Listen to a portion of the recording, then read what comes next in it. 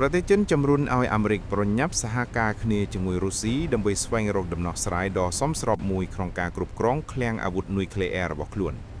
ចំណាត់ការនេះធ្វើឡើងបន្ទាប់ពីសន្ធិសញ្ញានុយក្លេអ៊ែរដែលនៅសេសសល់ចុងក្រោយបង្អស់ឈ្មោះ New START បានផុតសុពលភាពកាលពីម្សិលមិញ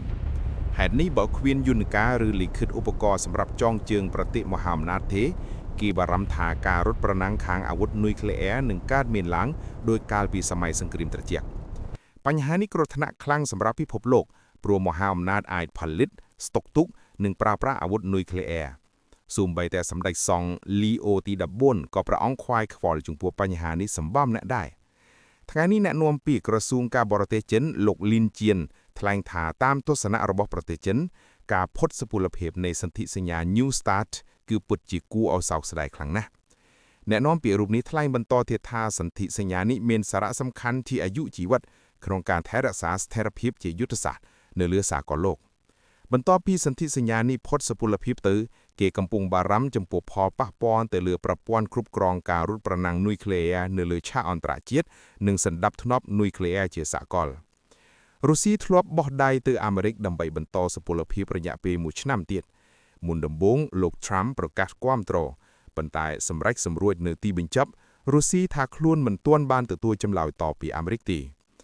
យោងតាមលោកលីនជៀនប្រទេសចិនសង្ឃឹមថាអាមេរិកនឹងឆ្លើយតបចំពោះសំណើរបស់អាមេរិកនិងស្វែងរកដំណោះស្រាយប្រកបដោយការទទួលខុសត្រូវ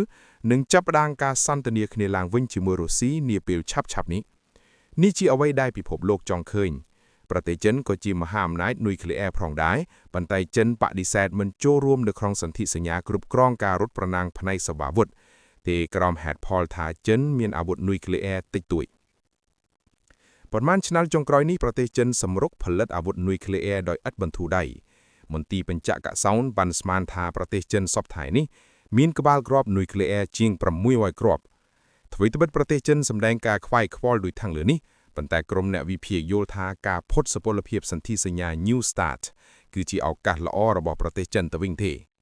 ប្រធានាធិបតីចិនលោកស៊ីជីនពីងកំពុងតែព្យាយាមផលិតនុយក្លេអ៊ែរដើម្បីឲ្យចំនួនអាវុធនេះអាចប្រដាំប្រសងគ្នាជាមួយអាមេរិកនិងរុស្ស៊ី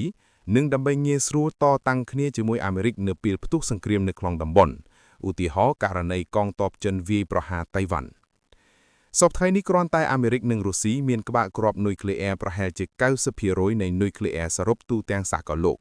ប្រទេសទាំងពីរនេះនីមួយៗមានក្បាលគ្រាប់នុយក្លេអ៊ែរប្រហែល 5000 គ្រាប់នេះបើយោងតាមការវាយតម្លៃនៃវិទ្យាស្ថានអន្តរជាតិដើម្បីសន្តិភាពដែលមានទីស្នាក់ការនៅក្រុងស្តុកហូមប្រទេសស៊ុយអែត